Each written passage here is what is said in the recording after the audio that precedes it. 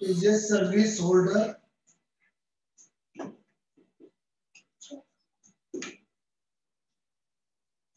given that selected person is a male. Selected person is a male. अब देखो यहाँ पर आपको एक चीज समझिए, हमें गिवन क्या है कि सेलेक्टेड पर्सन एक मेल है, तो कितने मेल है? मेल कितने हैं? 20। उनमें से कितने सर, और हमें प्रोबेबिलिटी निकालनी है सर्विस होल्डर की, तो सर्विस होल्डर कितने हैं? 12। तो आंसर आ गया 12/20।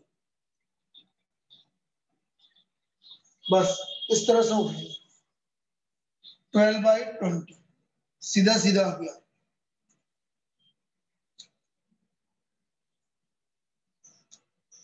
आया समझ में?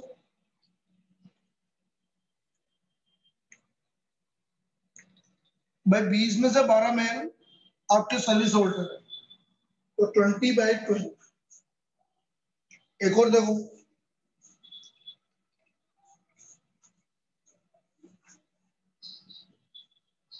इसी तरह से मैं आपसे बोल रहा हूं, अब फैमिली हैज 2 चिल्ड्रन, 2 चिल्ड्रन।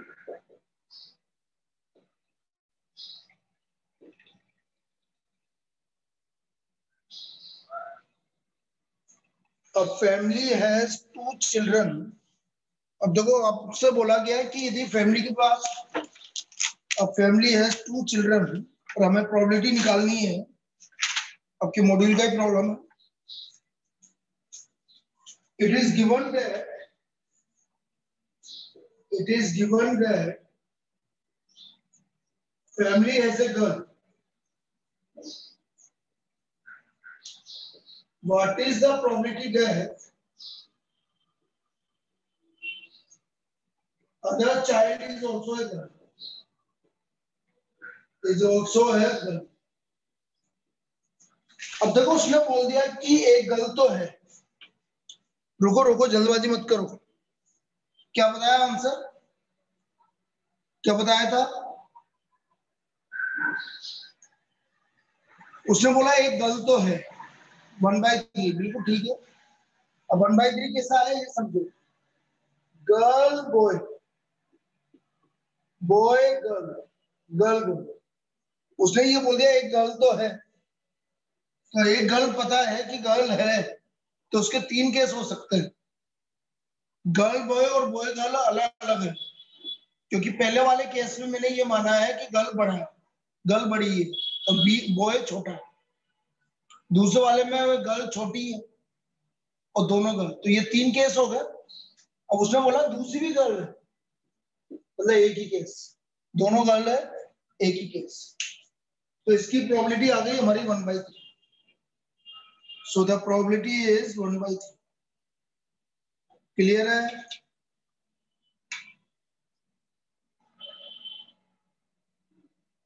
इस वाले में किसी को दिक्कत है? चलिए,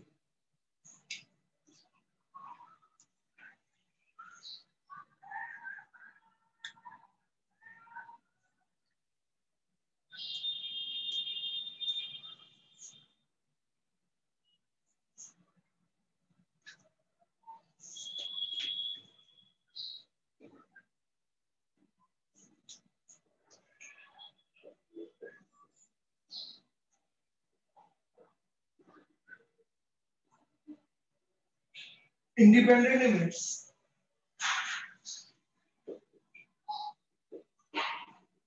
यदि आपका इंडिपेंडेंट इवेंट है तो P A intersection B P A into PB के इक्वल होगा। P A intersection B is equal to P A into P, यदि ए और बी इंडिपेंडेंट इवेंट है। भाई ए के होने की प्रोबेबिलिटी, और वैसे हम बोलते थे बी के होने की प्रोबेबिलिटी जबकि ए कंप्लीट हो चुका है, ऐसा बोलते थे। लेकिन बी के होने की प्रोबेबिलिटी, क्योंकि ए कंप्लीट हो चुका है, यहाँ पर एक दूसरे के ऊपर डिपेंड नहीं कर रहे। इंडिपेंडेंट इवेंट का मतलब है कोई भी 2 इवेंट या 3 इवेंट एक दूसरे के ऊपर डिपेंडेंट नहीं। और डिपेंडेंट नहीं है तो P intersection B P into PB। जैसा सबसे बढ़िया इंडिपेंडेंट इवेंट अपन पहले भी पढ़ चुके हैं थ्योरेटिकल डिस्ट्रीब्यूशन में। इंडिपेंडेंट इवेंट होते हैं हमारा कॉइन और डाइस। कॉइन, डाइस, ये आपके इंडिपेंडेंट इवेंट है। या drawing a card by replacing it, drawing a card and then with replacement. भैया आपने एक बार कार्ड निकाला वापस डाल दिया, तो ये भी आपका क्या हो गया, एक इंडिपेंडेंट इवेंट हो। तो जब भी आपका इवेंट इंडिपेंडेंट होगा तो P A intersection B P A into PB के इक्वल होगा। P A intersection B P A into PB के इक्वल। क्लियर है? अच्छा, P A intersection B zero कब होता है? जब A और B कौन से इवेंट होता है? जीरो कब होगा? जब A एंड B कल बताया था ना mutually exclusive event, mutually exclusive, तब जीरो होगा। अब देखो यहां पर एक चीज समझिए, पहले तो ये बोल रहा हूं यदि A और B इंडिपेंडेंट है तो P A into PB। A dash intersection B, यदि A और B इंडिपेंडेंट है तो ये P A dash into PB आएगा। यदि A B डेस तो P A into PB dash भी आएगा। P A dash intersection B dash, तो ये P A dash into PB dash भी आएगा। सिंपल सी बात है, यदि A और B इंडिपेंडेंट है तो P A इंटू PB भी आएगा, P A dash into PB भी आएगा। मतलब आप इसको डायरेक्ट लिख सकते हो, इसको कभी पूछा जाए यदि हमें पता लग गया कि A और B इंडिपेंडेंट है तो चारों के लिए ये सही होता है।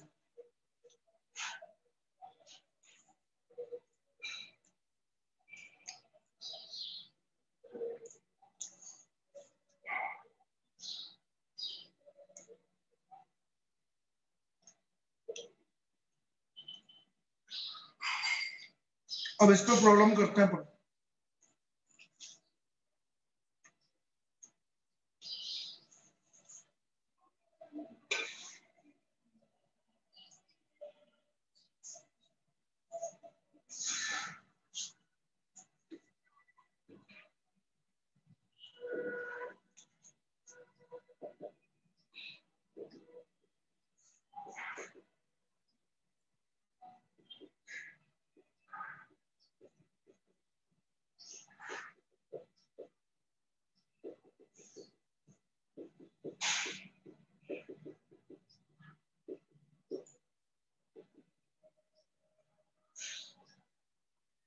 इसके लिए बोल रहा हूँ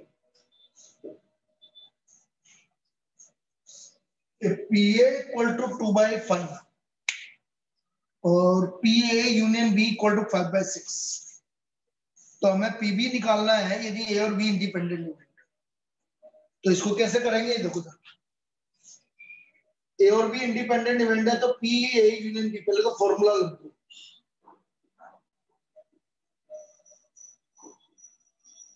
अब ए और बी इंडिपेंडेंट इवेंट है तो P A intersection B P A into PB होगा। पहली चीज P A intersection B P A into PB होगा।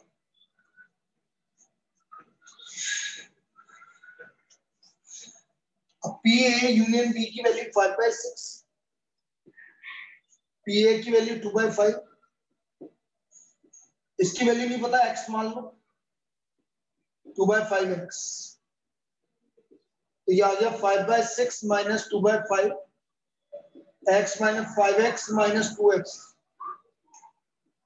अब एलसीएम ले लो, 30 25 minus 12, 5x minus 2x upon 5, तो ये आ गया 13/30, 3x अपॉन 5, तो x का वैल्यू आ गया 13/18। इसका मतलब b की प्रोबेबिलिटी कितनी हो गई, 13/18। ऐसे निकालना पड़ेगा b इसको, इस तरह से आपको इसको फाइंड आउट करना पड़ेगा।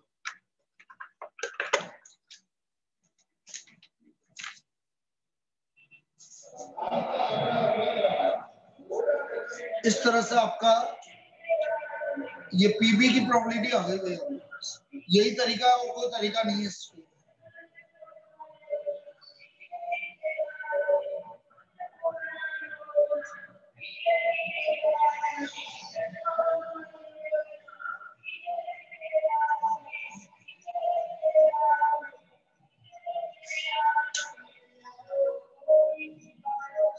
चलिए और देखिए किस तरह की problem.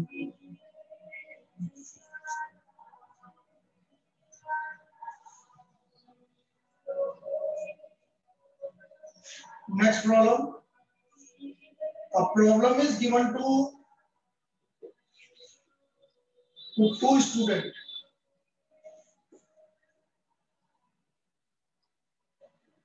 Two students. The probability of solving by them are 1/2 and 1/3 respectively. Find the probability that problem is solved. हमें ये probability निकालनी है कि problem solve हो गई है. We have to find the probability that problem is solved. अब देखो यहाँ पर एक मिनट चीज समझो, P problem is solved. अब प्रॉब्लम सोल्व कब कब होगी बेटा? प्रॉब्लम सोल्व होने का मतलब क्या है अभी देखते हैं बेटा। प्रॉब्लम सोल्व होने का मतलब क्या है? ये तूने गलत बताया बेटा। यस वर्धन, बेटा यस वर्धन माइक स्टार्ट कर। क्या बोला ये तूने? 5/6 कैसे बता दी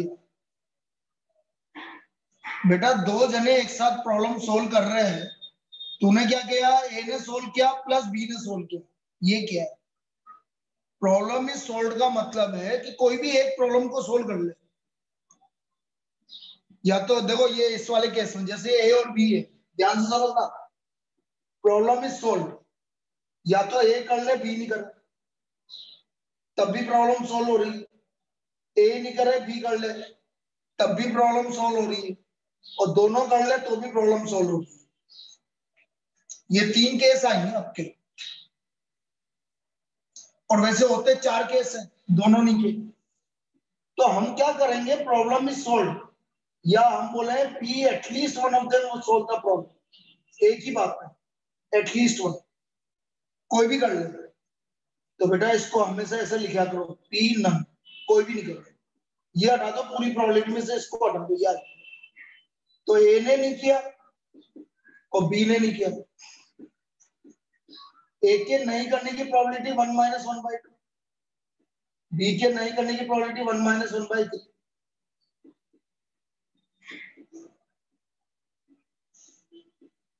So what is the probability of solving the problem? क्या गई probability of a problem is solved? 2/3। 2/3। ये समझ में आया सबको? भाई उसने बोला कोई भी एक जना प्रॉब्लम को सोल्व कर ले, तो मैंने क्या करा? 1 में से वो वाला केस हटा दिया जब दोनों सोल्व नहीं कर रहे। जब दोनों सोल्व नहीं कर रहे तो ए के नहीं सोल्व करने की प्रोबेबिलिटी कितनी है? 1 - 1/2, और बी के नहीं सोल्व करने की प्रोबेबिलिटी 1 - 1/3। इसको सोल्व करोगे तो आपका 1 माइनस करने पर पूरा आंसर आ गया 2/3। तो ये आपका सॉल्यूशन हो गया 2/3 इसका। आया समझ में?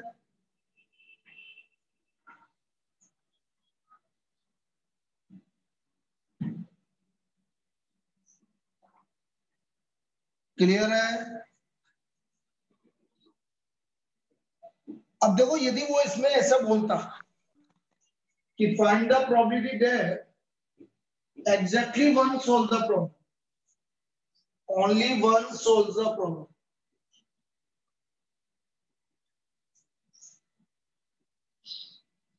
इसका मतलब है only one solve the problem का मतलब है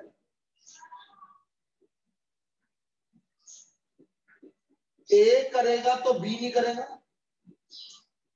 और ए नहीं करेगा तो बी करेगा। ये है भैया only one solve the problem. मतलब ए कर रहा है, बी के नहीं करने की प्रोबेबिलिटी 2/3, ए के नहीं करने की प्रोबेबिलिटी 1/2, तो ये 6 आ गया, 2 + 1 1/2। ये है आपका कोई भी एक कर रहा है बस, तो इसकी प्रोबेबिलिटी आ गई आपकी 1/2। This is the probability 1/2। आया समझ में? क्लियर? अब देखो एक और करवाता हूँ इसी टाइप की problem.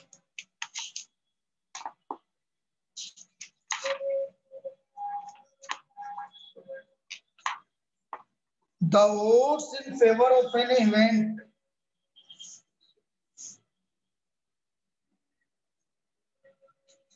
the odds in favor of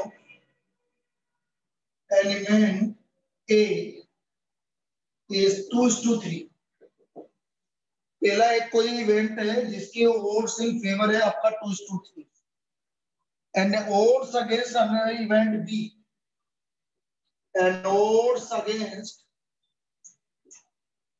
event B is 3:7। Find the probability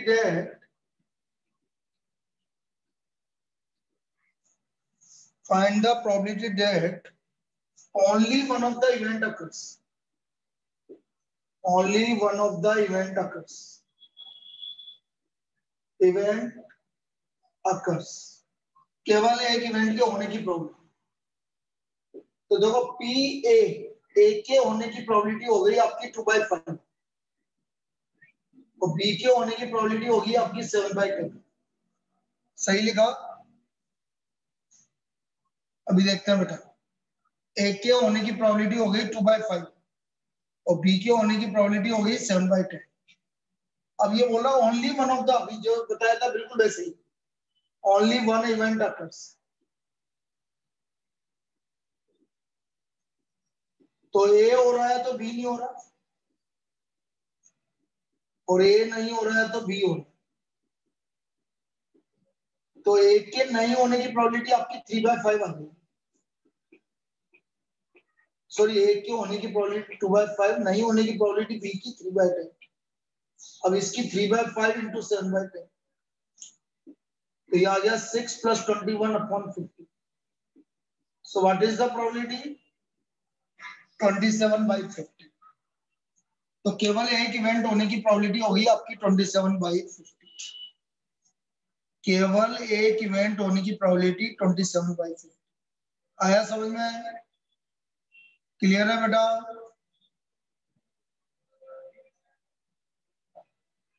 तो इस तरह से आपका केवल एक इवेंट होने की प्रोबेबिलिटी आपकी ये आ गई। तो ये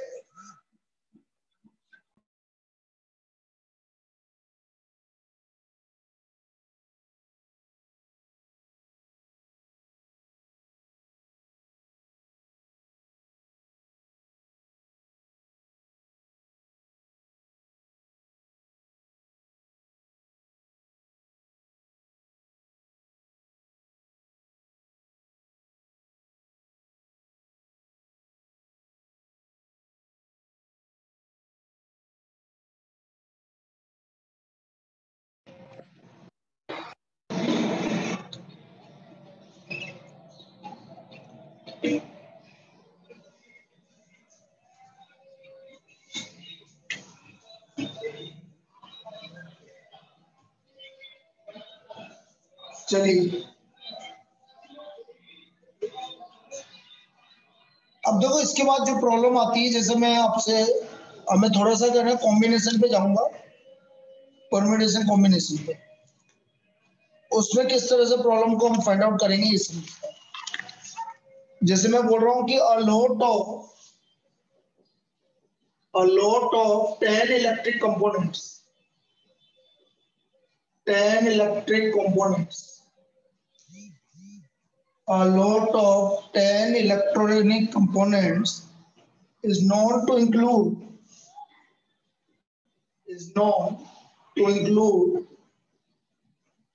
3 defectives is known to include 3 defectives. If a sample of 4 components,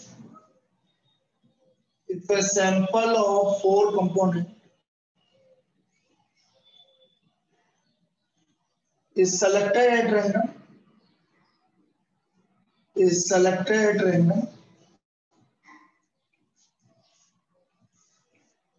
what is the probability that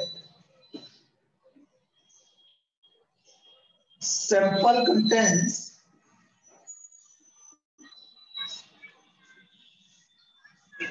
not more than one defective? Not more than one defective. भाई एक से ज्यादा डिफेक्टिव नहीं आना चाहिए। भाई एक से ज्यादा डिफेक्टिव, पहले तो ये देखो भाई 10 कंपोनेंट है, इनमें से 3 डिफेक्टिव है, तो 7 नॉन डिफेक्टिव हो गया।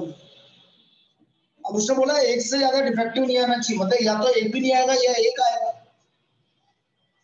तो एक भी नहीं आएगा तो मुझे निकालने 4। भाई 4 निकालने तो टोटल केस तो हो गया 10C4। 4 कंपोनेंट निकालने हैं तो हमारा टोटल केस तो हो गया 10C4। अब 10C4 हो गया। अब उसने बोला एक भी नहीं आ रहा डिफेक्टिव, मतलब चारों नॉन डिफेक्टिव आ रहे। पहला केस, या एक डिफेक्टिव, 3 में से एक डिफेक्टिव, बाकी 3 नॉन डिफेक्टिव, ये आंसर आएगा बेस का। या तो आपके चारों नॉन डिफेक्टिव होंगे या एक डिफेक्टिव होगा तो 3 नॉन डिफेक्टिव। तो 7C4 plus 3C1 into 7C3 upon 10C4। ये समझ में आया क्या सबको? किसी को दिक्कत है इसमें? अब 10C4 की वैल्यू निकालो। क्या आएगी? 10C4 की वैल्यू निकाली किसी ने? 7C4 कैसे आ रहा है 7 में से? बेटा रिद्धि पहला आना, तेरा माइक स्टार्ट कर। Yes sir. कितने आइटम सेलेक्ट कर रहे हो बेटा? 4। तो 4 सेलेक्ट कर रहे हो ना? हाँ। अब एक भी डिफेक्टिव नहीं आ रहा है तो चारों कौन सा आ रहा है? अच्छा, चारों नॉन डिफेक्टिव। तो नॉन डिफेक्टिव आपके 7 में से 4 ही तो निकालेगी बेटा। हाँ सर, ओके। और दूसरे वाले केस में एक डिफेक्टिव 3 नॉन डिफेक्टिव, तो ये तो 210 आ रहा है भाई, जैसे उसने बताया। 7C4 की वैल्यू निकालोगे तो 35 आएगी और 7C3 की वैल्यू भी 35।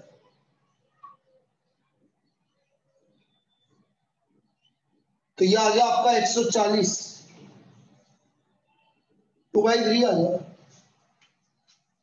आया समझ में? आया क्या?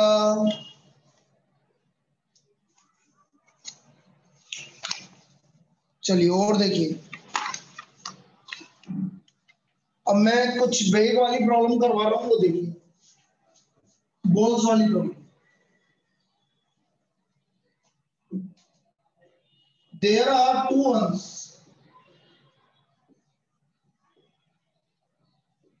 First one contains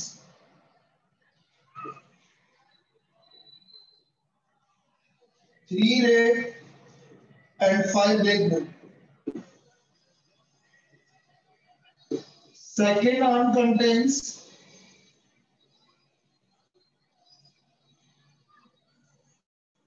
4 red and 4 black balls. One arm is selected random. One arm is selected random, and then 2 balls are drawn.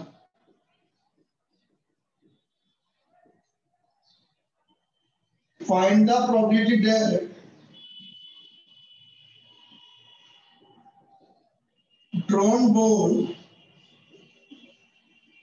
are both black in color. चलिए, ये बोल रहा हूं, drawn ball are both black in colour. अब मैं आपसे बोल रहा हूं, इधर समझो। ये दो अर्न है भाई, पहला अर्न दूसरा अर्न। पहले अर्न में 3 रेड 5 ब्लैक, दूसरे अर्न में 4 रेड 4 ब्लैक, टोटल हो गई इसमें 8 और इसमें भी 8। अब उसने बोला है कि भाई हमें पहला काम क्या बोल रहा है, उसने बोला 1 अर्न इज सेलेक्टेड रैंडम। उसने बोला है दोनों अर्न में से एक अर्न को सेलेक्ट किया। तो बेटा दो अर्न में से एक अर्न को सेलेक्ट करने की क्या प्रोबेबिलिटी आएगी? दो अर्न में से एक अर्न को सेलेक्ट करने की क्या प्रोबेबिलिटी आएगी? 1/2। तो सपोज मैंने पहला अर्न सेलेक्ट किया तो 1/2। अब इनमें से दोनों ब्लैक है तो 5c2 अपॉन 8c2, या दूसरा अर्न सेलेक्ट किया 1/2, दोनों ब्लैक है 4c2 अपॉन 8c2। क्या ये समझ में आया ये प्रोबेबिलिटी? बेटा ये प्रोबेबिलिटी समझ में आया क्या? पहला अर्न सेलेक्ट किया 1/2, उसमें से black ball 5c2 upon 8c2, plus दूसरा अर्न सेलेक्ट किया 1/2 और उसकी प्रोबेबिलिटी ब्लैक बॉल की 4c2 अपॉन 8c2। अब 5c2 की वैल्यू 10, 8c की वैल्यू 28, 6 28, 10 प्लस 6 अपॉन 56,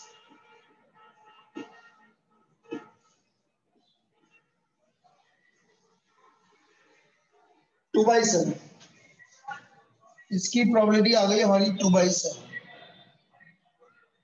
आया?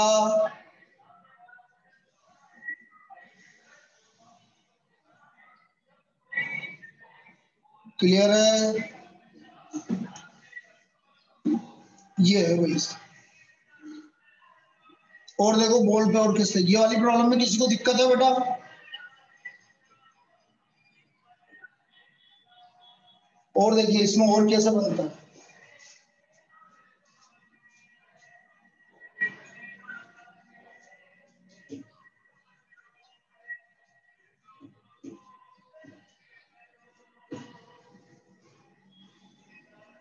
There are two bags.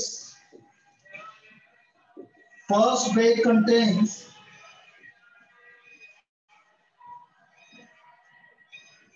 3 red and 6 white balls. Second bag contains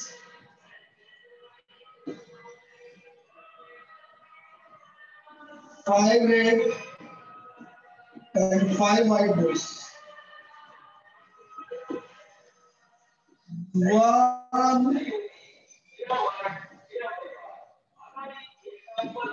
is drawn from the first bag and then it is transferred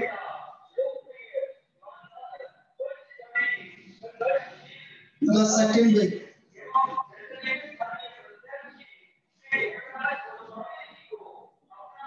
Then a ball is drawn, then 2 balls is drawn from the second bag. Find the probability that balls drawn are red and white in color.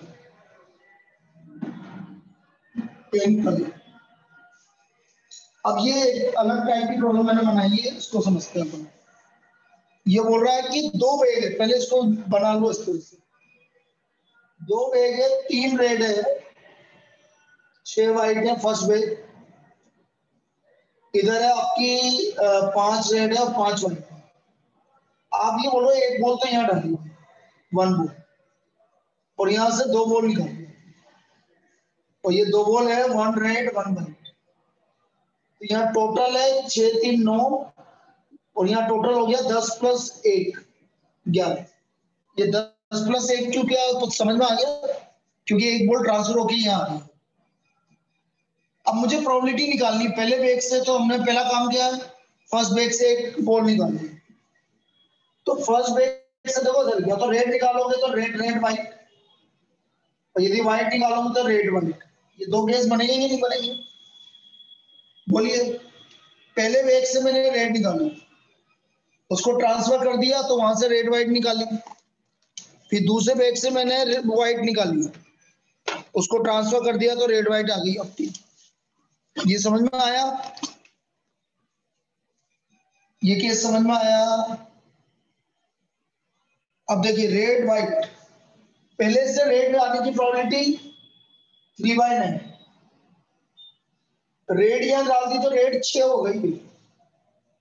तो यहां से हम दो ball निकाल रहे हैं, इसलिए 11 से 2 6C1 इंटू 5C1 प्लस यदि व्हाइट निकाली तो 6/9। अब ये 6 हो गई तो 5C1 इंटू 61 अपॉन 11C। क्या ये केस समझ में आया? ये प्रोबेबिलिटी समझ में आई जो मैंने लिखी है? किसी को दिक्कत है? बेटा किसी को दिक्कत है तो पूछ लो। इंदर, बेटा माइक स्टार्ट करके बोलेगा तो बहुत अच्छी तरह समझ में आएगा। यदि माइक स्टार्ट करके मैं जो तेरे से पूछता जाऊं वो बताता जा। कितनी यस पहले सर। कितनी बॉल निकालनी है? हमें सर पहले बैग से एक और दूसरे बैग से 2। हाँ तो पहले बैग से एक बॉल निकाल ले। अब एक बॉल कौन ठीक कौन है, सी हो सकती है? एक रेड हो सकती है या फिर एक वाइट हो सकती है। तो पहले रेड वाले की केस ले लेते हैं। सपोज रेड है तो रेड की प्रोबेबिलिटी कितनी हो गई? 3/9। अब ये रेड आपने यहाँ डाल दी तो अब रेड यहाँ कितनी हो गई? रेड यहाँ पे 6। 6 हो गई और व्हाइट 5 है। Yes sir. अब एक रेड निकालनी है 61, एक व्हाइट निकालनी है 5C1, टोटल 11 में से 2 निकालनी। आया क्या? Okay sir. यस सर, आ गया। है? आ गया सर, आ आगे क्या? गया। यस सर, आ गया। आवाज नहीं आ- लिख के बता दे आ गया कि नहीं आया, ये बता पहले ये वाला केस।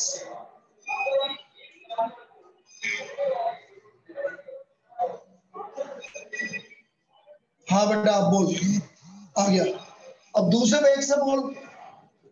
सपोज यहां से व्हाइट निकालनी, तो यहां से व्हाइट की प्रोबेबिलिटी क्या होगी? 6/9। 6/9। अब तेने वो व्हाइट यहाँ डाल दी, अब व्हाइट 6 हो गई, रेड 5 है। अब यस बैगेज सर। निकालनी है तो 5C1 into 61 upon 11C। 61/11C2। Okay ठीक है, सर, अब आ इसको गया। सोल्व कर लो भाई, आंसर आ जाएगा। तो देखो मैं सोल्व करके बता रहा हूँ। 3/9 30 हो गया, नीचे 11C2 की वैल्यू हो गई आपकी, 11C2 की वैल्यू कितनी हो गई? 55। 11C2 की वैल्यू 55 ना, 55 प्लस 6/9 इंटू 30/55, तो ये आ गया 90 प्लस 180 270 और 9 इंटू 55 6/11 आ रहा है क्या आंसर? 6/11, 6/11 आंसर आ रहा है क्या सभी का?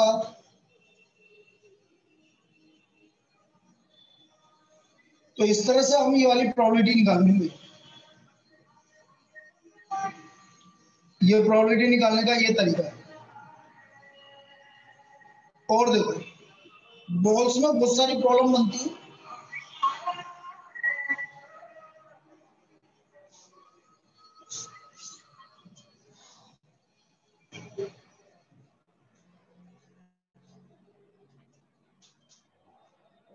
There are 3 bets.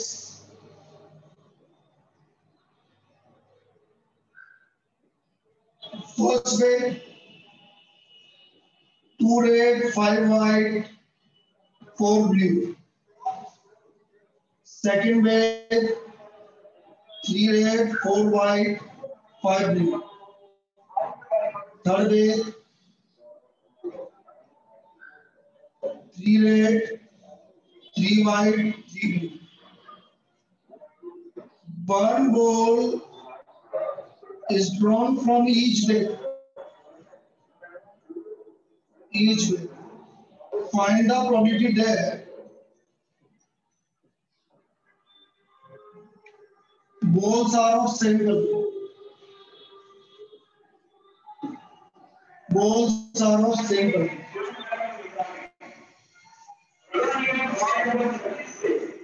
अब देखते हैं भाई इसको।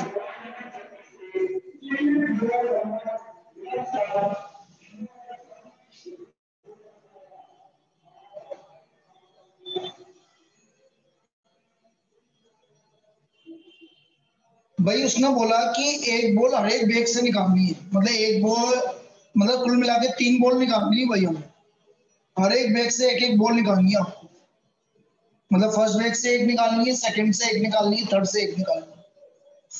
अब उसने बोला प्रोबेबिलिटी है कि सेम कलर की बॉल, तो सेम कलर की बॉल है मतलब या तो रेड रेड रेड, या व्हाइट व्हाइट व्हाइट, या blue blue blue.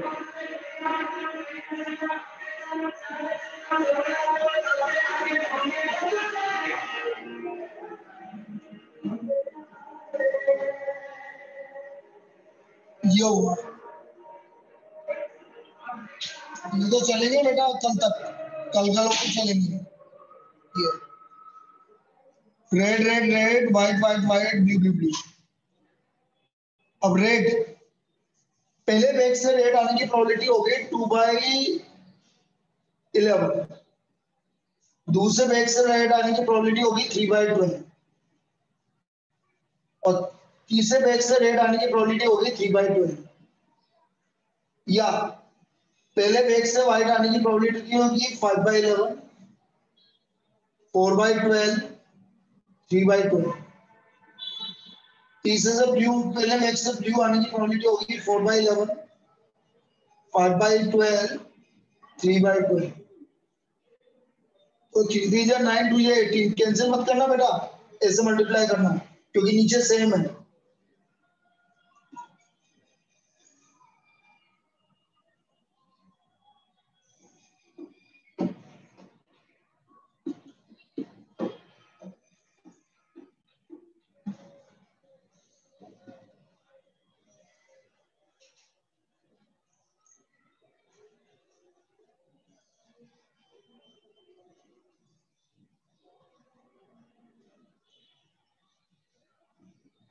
Twenty three by क्या आ रहा है, 24 × 11, 24 × 11। हाँ बेटा चिन्ह में क्या बोल रहा है,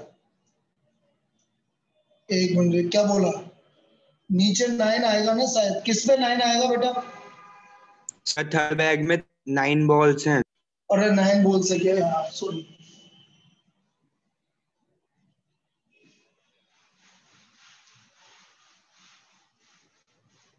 कोई बात नहीं, भावनाओं को समझो।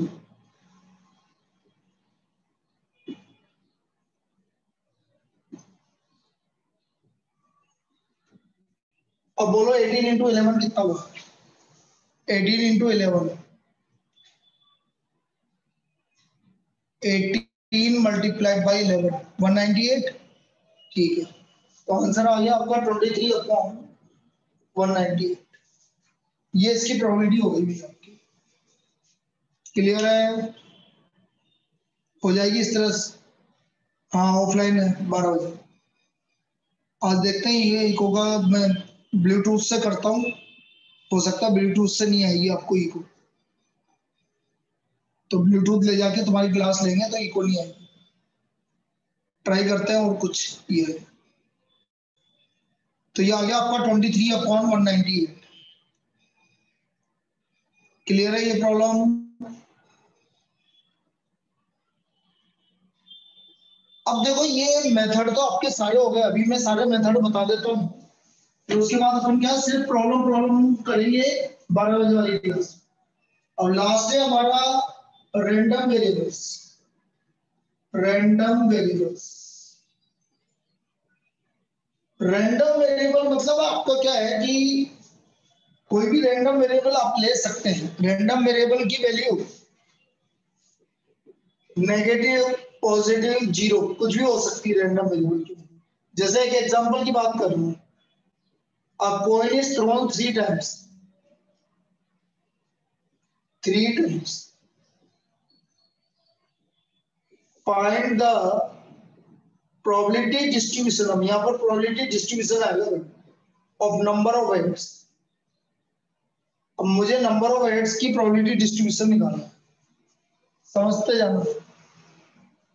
तो बेटा आपने यदि कॉइन को 3 बार टॉस किया है तो नंबर ऑफ हेड आने की प्रोबेबिलिटी केस या तो 0 होगा या 1 होगा या 2 होगा या 3 होगा। या तो एक भी हेड नहीं आएगा, या एक हेड आएगा, या 2 आएंगे या तीनों आएंगे। यही केस होंगे कि नहीं होंगे? तो ये जो कैपिटल एक्स लिखाना है मैंने 0 1 2 3, this is called random variable. ये रैंडम वेरिएबल कहलाता है। This is called random variable. तो ये डिफरेंट वैल्यू ले रहा है। Random variable can take different values. तो कैपिटल एक्स 0 1 2 3, मतलब या तो एक भी हेड नहीं आएगा, या एक आएगा, या 2 आएगा, या 3 आएगा। अब ये देखो मुझे x इक्वल टू 0, एक भी हेड नहीं आना। तो हमें पता है कि 3 बार कॉइन टॉस करने पर एक भी हेड नहीं आने की प्रोबेबिलिटी 1/8। ये 1/8 कैसा है, समझ में आया सबको? तीनों टेल आ रहा है, तीनों टेल आ रहा है। क्लियर है? x इक्वल टू 0 की प्रोबेबिलिटी क्लियर है बेटा? किसी को दिक्कत हो तो बोल दो। 8 केस बनेंगे, 3 बार कॉइन को टॉस करेंगे तो, कॉइन को 3 बार टॉस करेंगे तो 8 केस बनेंगे, और एक भी हेड नहीं आना मतलब 1/8। P at X equal to 1। बेटा एक हेड आने की प्रोबेबिलिटी कितनी होगी? एक हेड आने की प्रोबेबिलिटी कितनी होगी? कितनी बार आएगा एक हेड? 3 बार आएगा, बिल्कुल सही है, 3/8। ये आएंगे head tail tail tail head tail और टेल टेल हेड, ये 3 केस आएंगे। P at X equal to 2, 2 head आने की प्रोबेबिलिटी भी 3/8, और P at X equal to 3 1/8। ये आपकी प्रोबेबिलिटी आएगी। बेटा इन सारी प्रोबेबिलिटी को ऐड करने पर हमेशा 1 आएगा। जितने भी रैंडम वेरिएबल बन रहे हैं, sigma P is always equal to 1। सारी प्रोबेबिलिटी का सम हमेशा 1 आएगा। सारी प्रोबेबिलिटी का सम हमेशा 1 आएगा।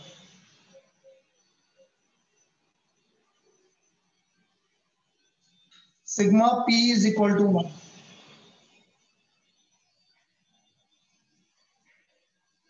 क्लियर है?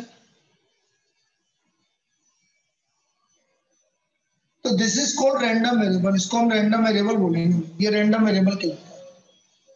अब इसके बाद आता है expected value of random variable. Expected value of random variable.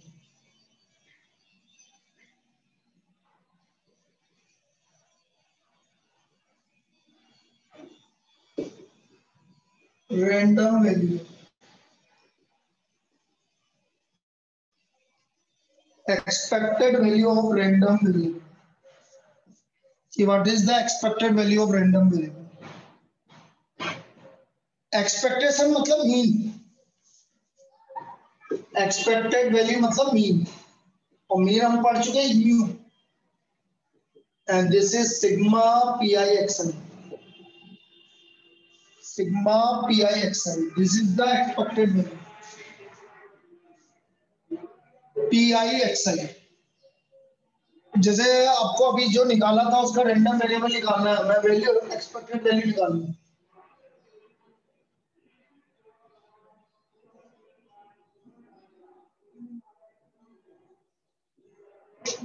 यदि मुझे इसका एक्सपेक्टेड वैल्यू निकालना सिग्मा एक्स, तो मैंने क्या बोला था? एक्सपेक्टेड वैल्यू क्या होता है? इन दोनों को मल्टीप्लाई करके ऐड करो। 0 3/8 6/8 3/8 12/8 3/2 ex इक्वल टू 3/2। ये इसकी एक्सपेक्टेड वैल्यू आया समझ में? वैसे तो इस वाले क्वेश्चन के लिए तो हम डायरेक्ट भी निकाल सकते थे, ये निकालने की जरूरत ही नहीं थी एक्सपेक्टेड वैल्यू निकालने की। मुझे मालूम है एक्सपेक्टेड वैल्यू होता है एनपी। याद करो बाइनोमियल डिस्ट्रीब्यूशन को। एक्सपेक्टेड वैल्यू मतलब मीन। मीन क्या होता है? एनपी। एन मतलब कितनी बार टॉस किया? 3 बार टॉस किया। और 8 के लिए पूछा तो 8 आने की प्रोबेबिलिटी 1/2। तो इसका एक्सपेक्टेड वैल्यू कितना आ गया बेटा 3/2। वो आया क्या समझ में? यदि इंडिपेंडेंट इवेंट है तो आप डायरेक्ट निकाल सकते हैं। 66 इसका मतलब ये क्या लिखा 66, तो ये एक्स हो गया आपका 3/2।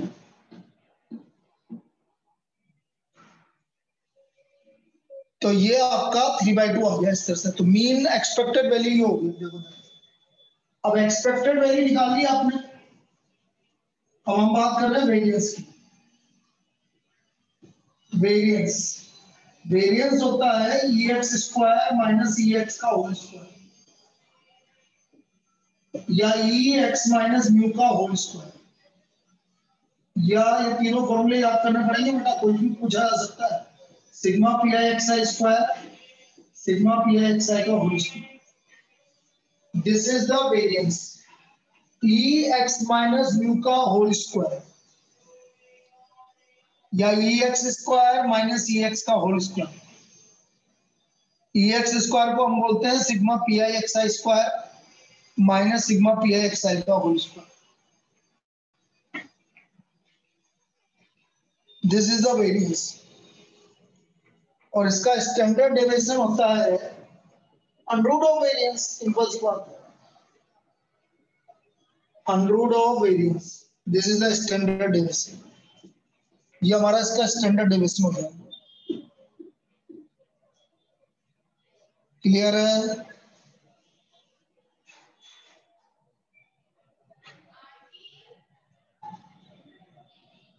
इसमें कोई दिक्कत? अब देखो यहाँ पर कुछ प्रॉपर्टीज हैं एक्सपेक्टेड वैल्यू की। प्रॉपर्टीज, पहली प्रॉपर्टी E के इक्वल टू के। किसी भी कांस्टेंट का एक्सपेक्टेड वैल्यू कांस्टेंट ही होता है। E के इक्वल टू के, कांस्टेंट आ रहा था, कांस्टेंट का एक्सपेक्टेड वैल्यू कांस्टेंट ही आएगा। जैसे 3 का एक्सपेक्टेड वैल्यू 3 आएगा। EAX प्लस B, इसको ऐसा लिखोगे बेटा, ए कांस्टेंट है तो AEX और B का कौन सा एक्सपेक्टेड वैल्यू B। आया समझ में? ये EAX प्लस B तो AEX प्लस B। सपोज मुझे कभी भी E4X माइनस 3 निकालना है तो मैं 4EX माइनस 3 लिखूंगा और EX की वैल्यू यहां रख दूंगा तो हमें E4X माइनस 3 आ जाएगा। सेकेंड प्रॉपर्टी क्लियर है? सेकेंड प्रॉपर्टी क्लियर है? बोलिए बेटा। Now third property, E suppose मैंने बोला XY तो बेटा EXY होगा EX into EY, EX into EY। ये हमारी थर्ड प्रॉपर्टी। ये प्रॉपर्टीज हैं जो आपको याद रखनी। This is the expected value of random variable. लेकिन बेटा वेरिएंस ये नहीं होता है। सपोज मैं इसकी बात करूं, यदि मुझे वेरिएंस कभी भी AX प्लस B का निकालना है, यदि मुझे वेरिएंस निकालना है तो बेटा variance of AX plus B कौन है, क्या आएगा? देखो कौन बताता है variance of AX plus B क्या आएगा? देखते हैं भाई कितनों को क्लियर है मामला। कोई भी एक आंसर, भाई आंसर लिख के भेजो। पूरा बता बेटा क्या होगा ऐसा मित्तल। ये जो भी बता रही है सही बता रही है, लेकिन पूरा बता क्या होगा। बिल्कुल सही बताया।